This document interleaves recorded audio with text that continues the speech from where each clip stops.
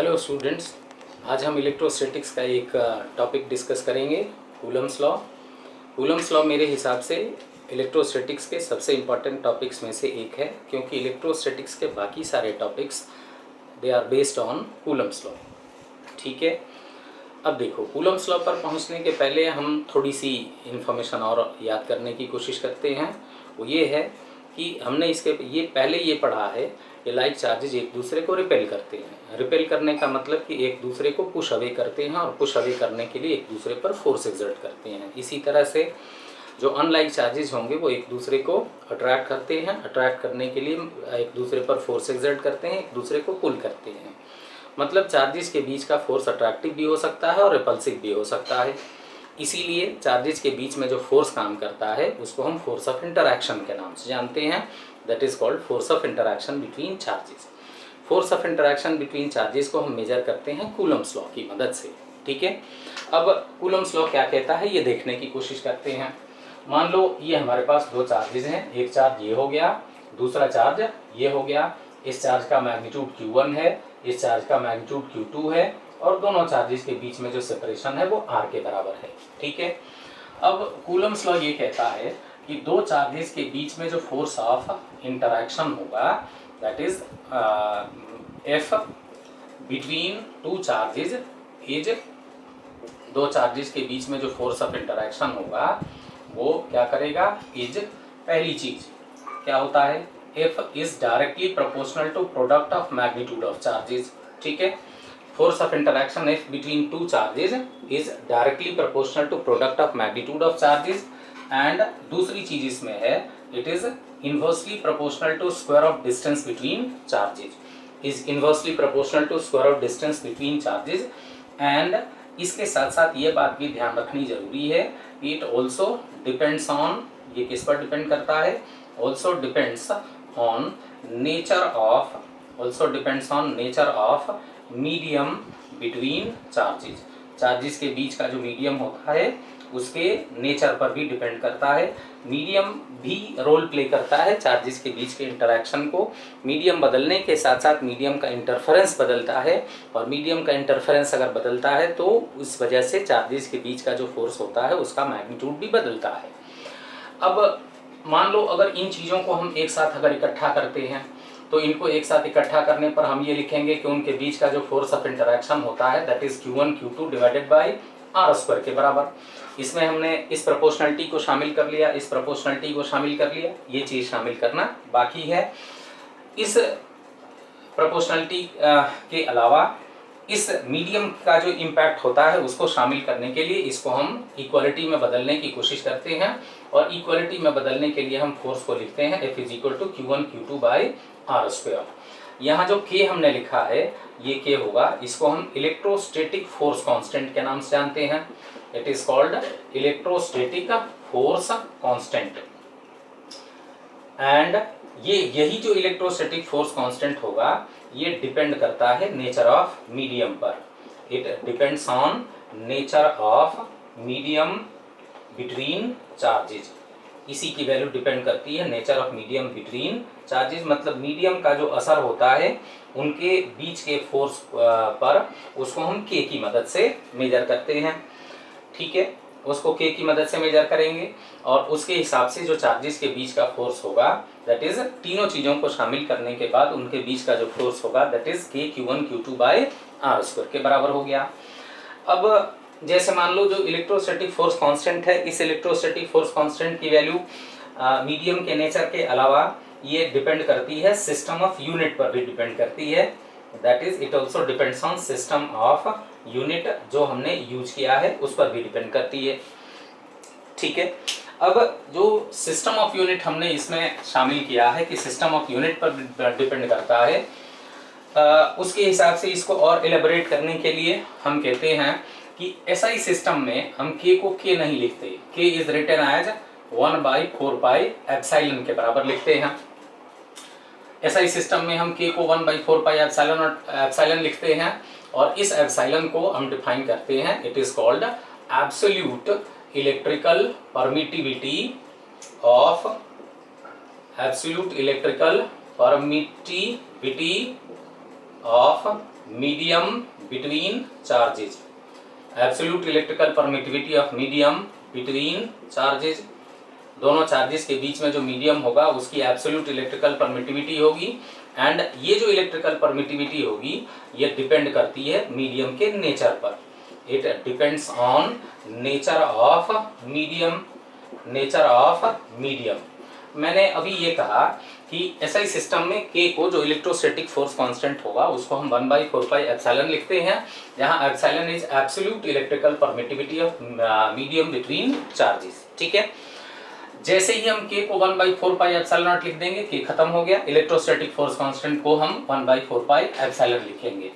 इसके हिसाब से अगर शामिल करते हैं तो SI सिस्टम में जो चार्जेस के बीच का फोर्स ऑफ इंटरैक्शन होगा उसको हम एक्सप्रेस करेंगे force of interaction between charges, force of interaction between charges in a medium, force of interaction between charges in a medium of permittivity epsilon, permittivity epsilon is F and this F is equal to 1/4 epsilon हो गया, और ये होगा Q1 Q2 divided by R square.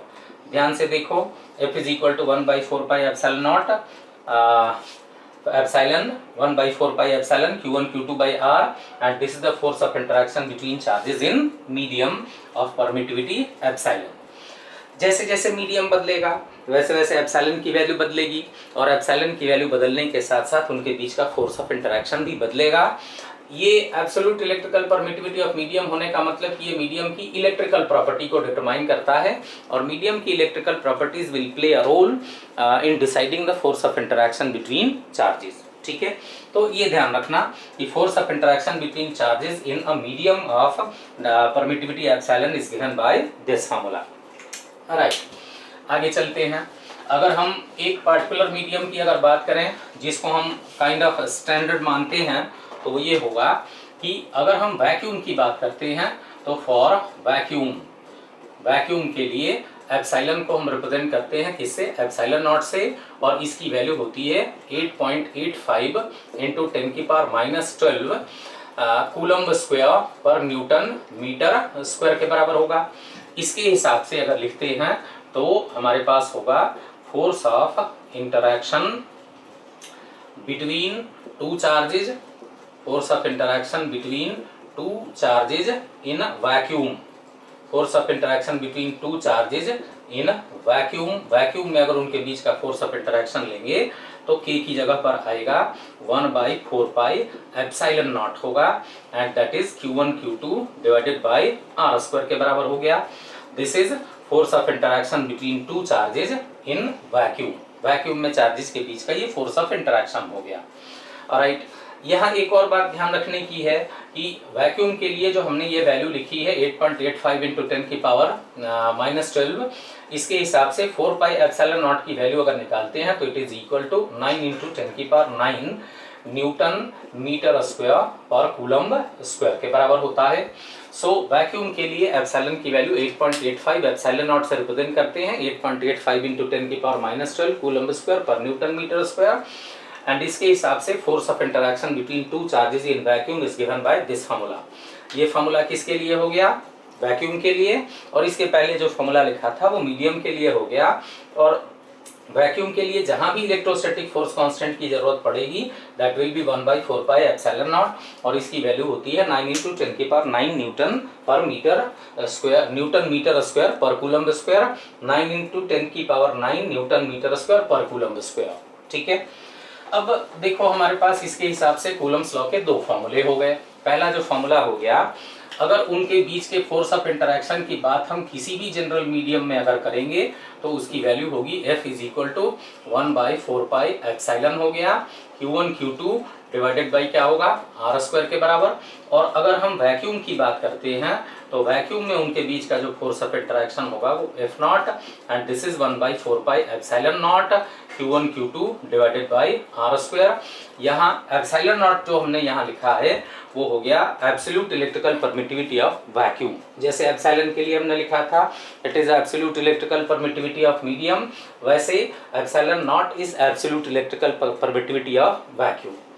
यहाँ एक बात important है जो यहाँ मैं मेंशन करना चाहता हूँ, और इसकी मदद से हम एक क्वांटिटी डिफाइन करेंगे।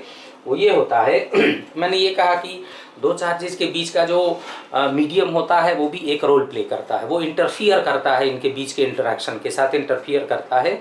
और मीडियम बदलेगा तो चार्जेस के बीच के इंटरेक्शन को जो इंटरफेरेंस वो ऑफर करेगा वो बदलेगा, और अगर वो बदलता है तो इसका मतलब उनके बीच का फोर्स ऑफ इंटरेक्शन भी बदलेगा। अब यहाँ एक चीज़ नोट करने वाली है, वो ये होगा कि force of interaction between two charges, दो चार्जेस के बीच का जो फोर्स ऑफ इंटरेक्शन होगा, force of interaction between two charges, दो चार्जेस के बीच का अगर फोर्स ऑफ इंटरेक्शन निकालते हैं तो मैक्सिमम होगा कहाँ, force of interaction between two charges is maximum, ये मैक्सिमम होगा वैक्यूम में। क्यों वैक्यूम में मैक्सिमम होगा, इज मैक्सिमम इन वैक्यूम। क्यों वैक्यूम में मैक्सिमम होगा, कोई मीडियम नहीं है, कोई इंटरफेरेंस नहीं है, और कोई इंटरफेरेंस अगर नहीं है तो इसका मतलब कि उनके बीच का जो फोर्स ऑफ इंटरेक्शन होगा वो मैक्सिमम होगा। बाकी सारे मीडियम में, इन ऑल अदर मीडिया, बाकी जितने भी मीडियम होंगे, अगर उस वैक्यूम के अलावा कोई और मीडियम अगर दोनों चार्जेस के बीच में होगा तो the force of interaction is less, force कम होता है, फोर्स इज लेस। मतलब दो चार्जेस को अगर हम वैक्यूम में रखेंगे तो उनके बीच में जो फोर्स ऑफ इंटरेक्शन होगा वो मैक्सिमम होगा, और इसके अलावा किसी और मीडियम में अगर उसको रखते हैं तो जो फोर्स ऑफ इंटरेक्शन होगा वो वैक्यूम से कम होगा, वैक्यूम के कंपैरिजन में लेस होगा। ठीक है। नाउ इस इंफॉर्मेशन के बाद ऑब्वियस है कि हम ये जानना चाहेंगे कि बाकी और किसी मीडियम में अगर वो लेस होता है तो वो वैक्यूम के कंपैरिजन में कितना होता है, कितना कम होता है, कितना ज़्यादा होता है, किस मीडियम में ज़्यादा होगा और किस मीडियम में कम होगा। मैक्सिमम वैक्यूम में होता है, और बाकी कौन से मीडियम में कम होता है और कौन से मीडियम में ज़्यादा होता है। इस चीज़ को मेजर करने के लिए या इस चीज़ को डिस्क्राइब करने के लिए हम एक क्वांटिटी डिफाइन करते हैं, and that quantity is called, क्या कहलाता है, it is called dielectric constant of medium. ये मीडियम का डाइलेक्ट्रिक कांस्टेंट ऑफ मीडियम, या इसको डाइलेक्ट्रिक कांस्टेंट के अलावा एक और नाम देते हैं और इसको हम कहते हैं, it is also called relative permittivity. हमने पहले जो एप्सिलॉन लिखा था उसको क्या डिफाइन किया था, एब्सोल्यूट इलेक्ट्रिकल परमिटिविटी। ये क्या होगा, रिलेटिव परमिटिविटी होगी, रिलेटिव परमिटिविटी ऑफ मीडियम। ये मीडियम की रिलेटिव परमिटिविटी होगी। और अगर हम इसको डाइलेक्ट्रिक कांस्टेंट कहते हैं तो के से रिप्रेजेंट करते हैं, और अगर रिलेटिव परमिटिविटी कहते हैं तो इसको एप्सिलॉन आर से रिप्रेजेंट करते हैं। दोनों एक ही चीज़ें होती हैं। हमने जैसा कहा था कि हम इसकी मदद से कंपेयर करेंगे कि वैक्यूम के कंपैरिजन में किसी और मीडियम में चार्जेस के बीच में फोर्स कितना बड़ा या कितना छोटा होता है। तो इसको हम डिफाइन करते हैं, it is equal to force of interaction between two charges. दो चार्जेस के बीच का जो फोर्स ऑफ इंटरेक्शन होगा, force of interaction between two charges, दो चार्जेस के बीच का interaction between two charges in, इसमें वैक्यूम। कंपेयर किससे कर रहे हैं, वैक्यूम से। किसको कंपेयर कर रहे हैं, मीडियम को कंपेयर कर रहे हैं। तो दूसरा होगा फोर्स ऑफ इंटरेक्शन, दूसरा डिफाइन होगा force of interaction between same two charges, same distance apart, same two charges, same distance apart in medium, same two charges, same distance apart in medium, same distance apart in medium. मतलब charges same रहेंगे, उनके बीच का compare तो तभी कर पाएंगे ना जब चार्जेस सेम हो, उनके बीच का सेपरेशन सेम हो। अगर चार्जेस सेम होंगे और उनके बीच का सेपरेशन अगर सेम होगा तो Q1 Q2 और R² अगर सेम होगा तो बाकी बचा कौन, मीडियम का असर बचा। और मीडियम का असर इसकी मदद से कंपेयर हो जाएगा कि किसमें कितना फोर्स होता है, मीडियम में वैक्यूम के कंपेरिजन में कितना कम फोर्स कम या कितना ज़्यादा होता है। सो इसको हम डिफाइन करते हैं कि is equal to force between charges in vacuum divided by force between charges in medium. ठीक है। अब Q1 Q2 और R² चूंकि सेम चार्जेस हैं और सेम डिस्टेंस अपार्ट हैं तो Q1 Q2 और R² कैंसिल हो गया, 4 पाई कैंसिल हो गया, बच कितना गया, that is equal to epsilon by epsilon naught. और देखो इसी को हमने ये कहा था कि इसको हम रिलेटिव परमिटिविटी भी कहेंगे। So epsilon R is equal to K is equal to F naught by F is equal to epsilon by epsilon naught. This is dielectric constant और रिलेटिव परमिटिविटी ऑफ मीडियम। इसको अगर हम use करते हैं तो इसको इस तरह से लिख सकते हैं कि मीडियम में चार्जेस के बीच में जो फोर्स होगा वो वैक्यूम के कंपैरिजन में 1/k टाइम्स होगा। मतलब अगर मीडियम का डाइलेक्ट्रिक कांस्टेंट बढ़ता है तो इसका मतलब ये होगा कि चार्जेस के बीच में जो फोर्स होगा वो कम होगा। एक और चीज यहाँ से नोटिस करो, epsilon is equal to epsilon naught into के बराबर और it is equal to epsilon naught into epsilon R के बराबर होता है। ठीक है, राइट। इसी फॉर्मूले को अगर यहाँ लिखें तो हम ये भी लिख सकते हैं कि चार्जेस के बीच का जो फोर्स ऑफ इंटरैक्शन होगा that is 1/4 pi epsilon not के, और ये क्या बचेगा Q1 Q2 डिवाइडेड बाई क्या होगा आर स्क्वायर के बराबर। हमने सिर्फ जो फॉर्मूला मीडियम का था उसमें एप्सिलॉन की जगह पर एप्सिलॉन नॉट इंटू के लिख दिया। ठीक है, कई बार बच्चे ये भी पूछते हैं कि हम आसानी से ये बात कह सकते हैं कि F is inversely proportional to किसके K। अगर मीडियम का डाइलेक्ट्रिक कांस्टेंट अगर बढ़ेगा तो चार्जेस के बीच का फोर्स ऑफ इंटरैक्शन भी बढ़ता है। इसका एक एग्जांपल यहाँ मैं मेंशन करना चाहता हूँ और वो ये होगा कि अगर हम वाटर की बात करते हैं तो वाटर का जो डाइलेक्ट्रिक कांस्टेंट होता है, एक और छोटी सी बात ध्यान रखना, ये K जो होगा वो डाइलेक्ट्रिक कांस्टेंट है, इसको इलेक्ट्रोस्टैटिक फोर्स कांस्टेंट से कंफ्यूज नहीं करना।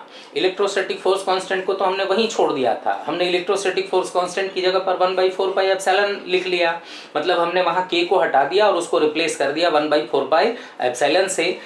तो ये K वो इलेक्ट्रोस्टैटिक फोर्स कांस्टेंट नहीं है, ये डाइलेक्ट्रिक कांस्टेंट है। इलेक्ट्रोस्टैटिक फोर्स कांस्टेंट K नहीं है, अब वो 1/4 पाई एप्सिलॉन हो गया। डन। वाटर की बात करेंगे तो वाटर का जो डाइलेक्ट्रिक कांस्टेंट होता है वो लगभग 80 होता है। इसका मतलब क्या होगा, इसका मतलब कि दो चार्जेस के बीच में जो फोर्स वाटर में होगा वो वैक्यूम के कंपैरिजन में 1/80 होगा। मतलब क्या है, मतलब कि अगर किसी कंपाउंड को किन्हीं दो चार्जेस को अगर हम वाटर में डालते हैं तो वैक्यूम में जो एक दूसरे पर वो फोर्स एक्सर्ट करते हैं उसके कंपैरिजन में वाटर में वो 1/80 टाइम्स फोर्स एक्सर्ट करेंगे। मतलब उनके बीच का जो फोर्स होगा वो 1/80 हो जाएगा। 1/80 होने का मतलब कि उन चार्जेस के बीच का फोर्स कम हो जाएगा। अब इसको दूसरे प्रैक्टिकल एप्लीकेशन की बात करें तो मान लो सोडियम क्लोराइड है, नमक है, उसको हम पानी में डालते हैं। जैसे ही पानी में डालेंगे तो सोडियम और क्लोरीन के जो आयंस होते हैं उनके बीच में जो फोर्स वैक्यूम में काम करता है, पानी में डालते ही उनका फोर्स 1/80 टाइम्स हो जाएगा। और अगर 1/80 टाइम्स हो जाएगा तो उनको तोड़ना आसान होगा, और तोड़ना अगर आसान होगा मतलब उनको पानी में डिजॉल्व करना आसान होगा। इसीलिए वाटर को कई बार हम कहते हैं कि water is sometimes said to be universal solvent. Water इसी वजह से किसके रूप में काम करता है, water acts like a universal solvent के रूप में काम करता है। ठीक है, यूनिवर्सल सॉल्वेंट के रूप में काम करेगा क्योंकि फोर्स अगर 1/80 टाइम्स हो गया, कम हो गया, तो इसका मतलब उनका बाइंडिंग फोर्स कम हो गया, और अगर उनका बाइंडिंग फोर्स कम होता है इसका मतलब कि उनको ब्रेक करना और उनको डिसॉल्व करना आसान होगा। यहाँ से ये बात समझ में आती है कि जैसे जैसे डाइलेक्ट्रिक कांस्टेंट उसका बढ़ेगा वैसे वैसे उनका फोर्स कम होगा, और अगर उनका फोर्स कम होता है मतलब उनको ब्रेक करना आसान हो जाएगा। I hope things are clear, कोई परेशानी होनी नहीं चाहिए, एज सिंपल एज दैट। ठीक है, राइट। अब मान लो कूलम्स लॉ को अगर कभी भी अप्लाई करोगे, अगर कभी कूलम्स लॉ को अप्लाई करते हैं हम फोर्स कैलकुलेट करने के लिए या चार्जेस के बीच के इंटरैक्शन को अगर डिटरमाइन करने के लिए, तो हमें 2-3 बातों का ध्यान रखना होता है। कूलम्स लॉ की कुछ प्रॉपर्टीज होती हैं, कूलम्स लॉ की प्रॉपर्टीज होती हैं, उन प्रॉपर्टीज को यहाँ मेंशन करते हैं, और जब तक उन प्रॉपर्टीज का ध्यान नहीं रखोगे कूलम्स लॉ को अप्लाई करना मुश्किल होगा। और कूलम्स लॉ तभी ठीक से अप्लाई हो पाएगा जब इन प्रॉपर्टीज का ध्यान रखेंगे। पहली प्रॉपर्टी क्या होती है, कूलम्स लॉ होगा वो किसको रिप्रेजेंट करता है, कूलम्स लॉ रिप्रेजेंट करता है इनवर्स स्क्वायर लॉ है। कूलम्स लॉ सबसे पहली बात ध्यान रखोगे इनवर्स स्क्वायर लॉ है। इनवर्स स्क्वायर लॉ होने का मतलब ये होगा कि दोनों चार्जेस के बीच के डिस्टेंस के स्क्वायर के इनवर्सली प्रोपोर्शनल होता है, और इस तरह के जितने भी लॉज होते हैं they are called inverse square laws. और ये किसको रिप्रेजेंट करते हैं, ये रिप्रेजेंट करते हैं सेंट्रल फोर्सेज को रिप्रेजेंट करते हैं। एंड ये बात इसलिए इंपॉर्टेंट है कि यहाँ कूलम्स लॉ में और इलेक्ट्रोस्टैटिक्स में हम जितने भी कंसेप्ट पढ़ेंगे वो सारे कंसेप्ट सारे इनवर्स स्क्वायर लॉज के लिए कॉमन होंगे। मतलब जो कंसेप्ट यहाँ हम डेवलप करेंगे उसको अगर हम चाहें तो कहीं ऐसी जगह पर भी अप्लाई कर सकते हैं जहाँ इनवर्स स्क्वायर लॉ इन्वॉल्व है और कूलम्स लॉ जैसा ही कोई लॉ इन्वॉल्व है, पहली बात। दूसरी चीज इसमें ये ध्यान रखोगे कि कूलम्स लॉ वैलिड होता है सिर्फ पॉइंट चार्जेस के लिए, that is Coulomb's law is valid Coulomb's law is valid only for, इसके लिए Coulomb's law is valid only for, इसके लिए पॉइंट चार्जेस के लिए वैलिड होता है।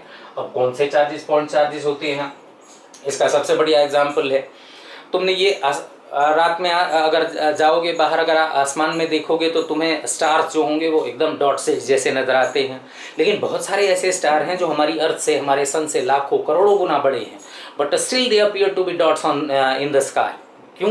क्योंकि उनका साइज बड़ा है, लेकिन साइज के कंपैरिजन में उनकी दूरी और ज़्यादा है। मान लो हमारे सन से, हमारी अर्थ से वो लाखों गुना बड़े हैं, लेकिन दूरी उनकी लाइट ईयर्स में है, तो इसलिए वो डॉट जैसे नजर आते हैं। तो पॉइंट चार्जेस उनको कहते हैं, मतलब यहाँ की अगर बात करोगे तो उन चार्जेस को हम पॉइंट चार्जेस के रूप में आइडेंटिफाई करेंगे जिनके sizes are much smaller than, इनके साइजेज बहुत छोटे होंगे, sizes are much smaller than distance between them, उनके बीच के डिस्टेंस की तुलना में sizes are much smaller than distance between them, उनके बीच के डिस्टेंस की तुलना में उनका साइज अगर छोटा होता है, in that case the charges are said to be point charges. ठीक है, तो अगर पॉइंट चार्ज नहीं होगा, अगर उसका साइज उनके बीच के डिस्टेंस की तुलना में बहुत छोटा अगर नहीं होगा, तो हम एटलीस्ट कूलम्स लॉ को डायरेक्टली अप्लाई नहीं कर सकते। ठीक है, क्लियर? अब देखो, तीसरी जिस बात का कूलम्स लॉ को अप्लाई करने में ध्यान रखना होगा वो ये होगा कि Coulomb's law Newton's third law को ओबे करता है, that is Coulomb's law obeys Newton's third law. ये न्यूटन जी के थर्ड लॉ को ओबे करता है, it obeys Newton's third law. Newton's third law ओबे करने का मतलब क्या होता है? न्यूटन्स थर्ड लॉ ओबे करने का मतलब ये होगा कि both charges exert equal and opposite force on each other along line joining them. Both charges exert equal and opposite force on each other along line joining them. उनको जो line join करती है वो उसके अलॉन्ग एग्जर्ट करते हैं, and they exert equal and opposite force on each other, जो action और रिएक्शन होते हैं। ठीक है, राइट। हम इसी की मदद से न्यूटन्स थर्ड लॉ को जो ओबे करता है, इसी की मदद से इसका वेक्टर फॉर्म लिखने की कोशिश करते हैं। यहाँ ध्यान से देखना, मान लो ये हमारा चार्ज हो गया, कौन सा है? Q1 है। ये हमारा दूसरा चार्ज हो गया, ये कौन सा है? Q2 है। ठीक है, दोनों के बीच में डिस्टेंस R है। हमने ये पढ़ा है ये चार्जेस लाइक हैं तो एक दूसरे को रिपेल करेंगे, ये दोनों चार्जेस एक दूसरे को रिपेल करेंगे। इस फोर्स को हम लिख लेते हैं, सपोज करते हैं F21 हो गया। F21 का मतलब कि force on Q2 due to Q1। इस फोर्स को हम लिख लेते हैं कौन सा? F12, that is the force on Q1 due to Q2। अब देखो, वेक्टर फॉर्म में इसको लिखने के लिए हम एक ये यूनिट वेक्टर डिफाइन करते हैं, एंड इस यूनिट वेक्टर को, ये यूनिट वेक्टर है, इसका मैग्नीट्यूड 1 है, और इस यूनिट वेक्टर को हम रिप्रेजेंट करते हैं किससे? R12 कैप, मतलब it is a unit vector from Q1 to Q2। एक और ये यूनिट वेक्टर ड्रॉ करते हैं, ये यूनिट वेक्टर कौन सा हो गया? R21 कैप हो गया। अब देखो, अगर इन यूनिट वेक्टर्स की मदद से अगर हम इसको यहाँ लिखने की कोशिश करें तो हमारे पास इंफॉर्मेशन होगी। अगर हम F12 की अगर बात करें तो F12 किसके बराबर होगा? 1/4 पाई एप्सिलॉन नॉट, अगर मीडियम वैक्यूम है तो, और कितना होगा? Q1 हो गया, Q2 हो गया, डिवाइडेड बाई R² हो गया। और देखना F12 का डायरेक्शन R21 की डायरेक्शन में है, मतलब इसके डायरेक्शन के लिए हम लिखेंगे R21 कैप। इसके बाद अगर मान लो दूसरे पर जो फोर्स होता है उसकी अगर बात करें तो F21 is equal to 1/4 pi epsilon हो गया, कितना होगा? Q1 हो गया, Q2 हो गया, डिवाइडेड बाई R², और इसका डायरेक्शन होगा R12 कैप। अब देखो, इस पर जो इसने फोर्स एक्सर्ट किया है उसका मैग्नीट्यूड होगा 1/4 pi epsilon naught Q1 Q2 by R², और इसका जो डायरेक्शन होगा वो R12 की डायरेक्शन में, जहां R21 क्या है? It is a unit vector drawn from Q2 to Q1। ठीक है, इसी तरह से F21 की बात करोगे तो ये उसका मैग्नीट्यूड हो गया, ये उसका डायरेक्शन हो गया, और R12 क्या है? It is a unit vector from Q1 to Q2। ठीक है, अब मान लो ये दोनों चार्जेस, अगर एक चार्ज अगर उसमें से पॉजिटिव हो गया और दूसरा चार्ज अगर नेगेटिव होता है, ये चार्ज कौन सा हो गया? प्लस Q1 हो गया, ये चार्ज कौन सा हो गया? माइनस Q2 हो गया। ठीक है, यहाँ हमने जो दोनों चार्जेस ले रखे हैं वो क्या है? पॉजिटिव हैं, तो ये दोनों एक दूसरे को अट्रैक्ट करेंगे। अगर ये दोनों एक दूसरे को अट्रैक्ट करते हैं तो इसका मतलब ये जो फोर्स इनके बीच में काम करेगा, ये फोर्स कौन सा हो गया, F12 हो गया। ये जो फोर्स हमने यहाँ ड्रॉ किया है ये कौन सा हो गया, F21 हो गया। एज यूजुअल ये हमारा यूनिट वेक्टर हो गया, कौन सा हो गया, R12 कैप हो गया। ये हमारा यूनिट वेक्टर हो गया, ये कौन सा यूनिट वेक्टर हो गया, R21 कैप हो गया। अब इसके हिसाब से उसी फॉर्म में अगर हम लिखें तो वी कैन राइट कौन सा हो गया, F12 is equal to magnitude उसका कितना है 1/4πε0 Q1 Q2 divided by R² हो गया। और डायरेक्शन के हिसाब से अगर लिखोगे तो ये उसी डायरेक्शन में हो गया R12 कैप। एंड अगर F21 की बात करोगे तो F21 इज इक्वल टू 1/4πε0 और कितना हो गया Q1 Q2 divided by R², और ये आ जाएगा R21 कैप के बराबर हो गया। अब देखो इन दोनों फॉर्मूलों में एक चीज कॉमन है, हम ये कह सकते हैं कि R12 cap is equal to minus R21 cap के बराबर है। दोनों यूनिट वेक्टर से एक दूसरे के इक्वल और अपोजिट हैं, और इसके हिसाब से ये बात समझ में आती है कि F12 is equal to minus कितना होगा, F21 के बराबर। इसका ये मैग्नीट्यूड हो गया, ये डायरेक्शन हो गया। दूसरे फोर्स का ये मैग्नीट्यूड हो गया, ये डायरेक्शन हो गया। अगर R12 और R21 दोनों अगर यूनिट वेक्टर्स हैं और इनका डायरेक्शन अपोजिट है तो R12 is equal to minus R21 and F1, इसका मतलब कि F12 is equal to minus F21, मतलब these two forces are equal and opposite. Similarly अगर ये अट्रैक्ट भी करते हैं तो F12 is equal to magnitude हो गया, डायरेक्शन हो गया, इसका ये मैग्नीट्यूड हो गया, ये डायरेक्शन हो गया। और चूंकि R12 cap is equal to minus R21 cap के बराबर है तो F12 is equal to minus F21 के बराबर, मतलब the forces are equal and opposite, both charges exert forces on each other which are equal and opposite and they act along the line joining them. This is Coulomb's law. Coulomb's law obeys Newton's third law, both charges exert equal and opposite force on each other, right? Coulomb's law हमें देता है दो charges के बीच का force, that is Coulomb's law gives force between two charges, दो charges के बीच का फोर्स देता है, फोर्स बिटवीन टू चार्जेस।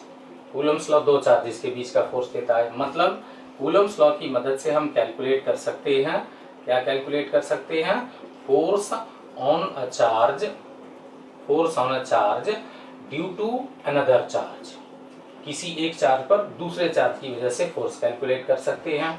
अब यहाँ दो बातें ध्यान रखो, Coulomb's law gives force on a charge due to another charge, ठीक है, मतलब सिर्फ दो चार्जेस की बात करता है।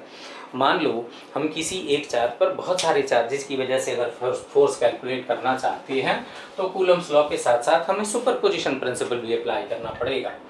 कैसे सुपरपोजिशन प्रिंसिपल अप्लाई करते हैं, मान लो हम फोर्स कैलकुलेट करना चाहते हैं, बल्कि रादर यहाँ ये भी नोटिस करते हैं कि नेट फोर्स ऑन चार्ज, किसी एक चार्ज पर नेट फोर्स निकालना चाहते हैं और मान लो ये Q0 है, due to many other charges, बहुत सारे अगर चार्जेस की बात करते हैं तो due to many other charges.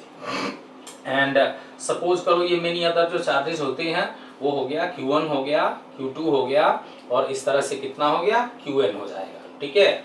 Qn is the vector sum of, vector sum इसलिए लेना है क्योंकि फोर्स वेक्टर क्वांटिटी है, तो is the vector sum of, कौन सा हो गया, individual forces due to all the charges, is the vector sum of individual forces due to, इसकी वजह से individual forces due to all the charges, जितने भी चार्जेस वहाँ हैं उन सारे चार्जेस के इंडिविजुअल फोर्सेज का वेक्टर सम होता है। मतलब अगर हम इस पर नेट फोर्स कैलकुलेट करना चाहते हैं तो Q0 पर Q1 ने कितना फोर्स एक्सर्ट किया, Q0 पर Q2 ने कितना फोर्स एक्सर्ट किया, और इसी तरह से Q0 पर Qn ने कितना फोर्स एक्सर्ट किया, ठीक है। दूसरा, अब यहाँ रोल आता है सुपरपोजिशन प्रिंसिपल का। सुपरपोजिशन प्रिंसिपल ये के हिसाब से अगर उसको अप्लाई करते हैं तो हम कहते हैं individual force due to any charge, अगर किसी एक चार्ज पर की वजह से अगर फोर्स निकालते हैं due to any charge, is कैसे कैलकुलेट करते हैं, is calculated using Coulomb's law. किसी एक चार्ज की वजह से अगर फोर्स निकालेंगे तो निकालेंगे हम कूलम्स लॉ की मदद से ही, कूलम्स लॉ। और सुपरपोजिशन इस तरह से अप्लाई होगा कि as if other charges are not present, ये मान के करेंगे जैसे दूसरे चार्जेस जो होंगे वो प्रेजेंट नहीं है।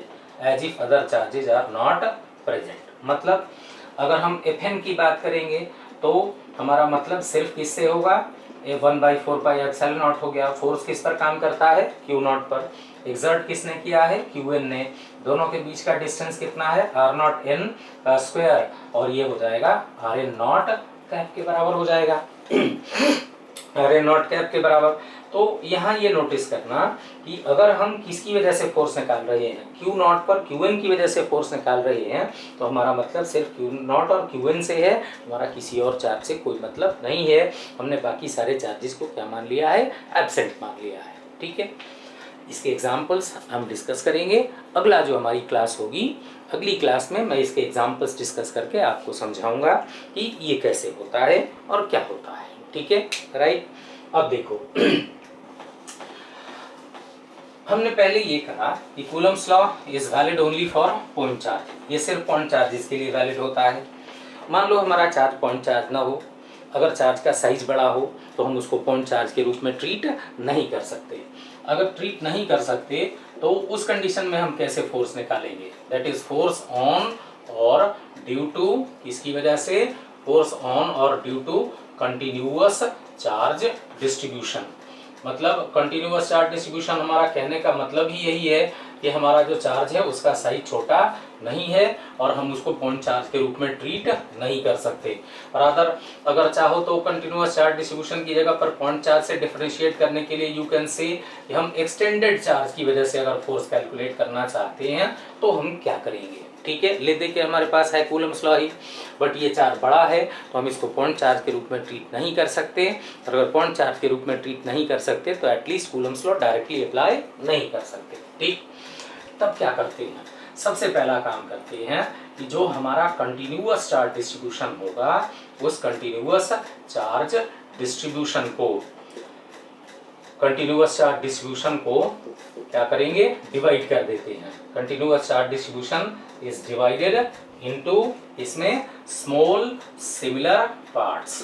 ठीक है, कंटिन्यूअस चार्ज डिस्ट्रीब्यूशन को हम स्मॉल सिमिलर पार्ट्स में डिवाइड कर देते हैं। दो बातें, स्मॉल और सिमिलर पार्ट्स में। मान लो इस तरह का एक जो पार्ट होगा उसका कितना हो गया, क्यू डी क्यू के बराबर हो गया। ठीक है, अब अगर ये स्मॉल सिमिलर पार्ट है, स्मॉल पार्ट है, तो इसको हम किसके रूप में ट्रीट कर सकते हैं, इसको हम पॉइंट चार्ज के रूप में ट्रीट कर सकते हैं। इसके बाद क्या करते हैं, इसके बाद हम फोर्स ऑन और ड्यू टू, इसकी वजह से ऑन और due to this part, each part, rather this part कहने से अच्छा है कि फोर्स ऑन और due to each part calculate करते हैं। कैसे कैलकुलेट होगा, एक पार्ट की वजह से या एक पार्ट पर जो फोर्स काम करेगा वो छोटा होगा। अगर पार्ट छोटा है तो उसका फोर्स भी छोटा होगा और इसकी वैल्यू होगी 1/4πε0। Q0 पर फोर्स एक्सर्ट करना चाहते हैं dq की वजह से by r² into r cap के बराबर हो गया। तो हमने उसको पहले छोटे पार्ट्स में डिवाइड किया, स्मॉल सिमिलर पार्ट्स में। एक पार्ट की वजह से उस पर हमने फोर्स कैलकुलेट किया और इसके बाद हम कहते हैं कि वेक्टर सम ऑफ, इन सब का जो वेक्टर सम होगा, vector sum of forces on और ड्यू टू ऑल पार्ट्स, सारे पार्ट्स पर जो फोर्स काम करता है वो क्या करेगा, that gives net force on और ड्यू टू, इसकी वजह से due to continuous charge, gives net force due to, vector sum of forces on और due to all parts gives net force on और ड्यू टू कंटिन्यूअस चार्ज। इसका मतलब क्या है, अगर हम F कैलकुलेट करेंगे तो F is equal to integration क्या होगा, dF के बराबर हो गया। अब इस इंटीग्रेशन dF के मामले में भी एक बात का ध्यान रखना, इसका एक तरीका होता है। अगर हम F कैलकुलेट करना चाहते हैं तो वेक्टर इंटीग्रल तो हमारे लिए थोड़ा मुश्किल है, उसको यहाँ फिजिक्स में करने का तरीका है कि हम इसको तोड़ के कंपोनेंट्स में तोड़ के करते हैं। मतलब f का x कंपोनेंट निकालेंगे जो सारे df के x कंपोनेंट्स के सम के बराबर होगा, और इसका y कंपोनेंट निकालेंगे जो सारे df के y कंपोनेंट के बराबर होगा। ठीक है, एक बार अगर ये दोनों मिल जाते हैं तो टोटल जो फोर्स होगा that can be calculated using कौन सा तरीका होगा, fx² प्लस fy²। ठीक है, ये हो गया कंटिन्यूअस चार्ज डिस्ट्रीब्यूशन का। अब कूलम्स लॉ में जो हमारी जनरल डिस्कशन हो सकती है वो सारी डिस्कशन मैंने यहाँ कर दी है। ठीक है, और अगली क्लास जो हमारी होगी उस क्लास में हम क्वेश्चंस इसके डिस्कस करेंगे। मैं कोशिश करूँगा 2-4-5 क्वेश्चंस इसमें डिस्कस इस तरह से हो पाएँ कि इन चीज़ों को हम प्रॉपरली इलस्ट्रेट कर पाएँ। ठीक है, राइट। अपने बहुत थोड़े से रिसोर्सेज की मदद से मैंने इसको करने की कोशिश की है। मेरा बहुत बड़ा एक्सपीरियंस इस मामले में नहीं है, बट स्टिल मैंने अपनी तरफ से इसको अच्छे से अच्छा प्रेजेंट करने की कोशिश की है लिमिटेड रिसोर्सेज होने के बावजूद, और मैं अपनी तरफ से कोशिश कर रहा हूँ कि इसको और बेहतर बना सकूँ। आपके जो व्यूज़ हैं वो मुझे पता चलेंगे तो मुझे और इसमें मॉडिफिकेशंस इस तरह से करनी पड़ेगी ताकि करने का मौका मिलेगा जिससे मैं इसको और इम्प्रूव कर पाऊँ। सो आप लोगों के व्यूज़ वेलकम है, उन्हीं से मुझे समझ में आएगा कि मैं और किस तरह से उसको एक्सप्रेस करूं तो आप की बात समझ में आएगी, और आप इंतज़ार थोड़ा करेंगे। अगली क्लास में हम इसके क्वेश्चंस डिस्कस करेंगे। हाँ, थैंक यू।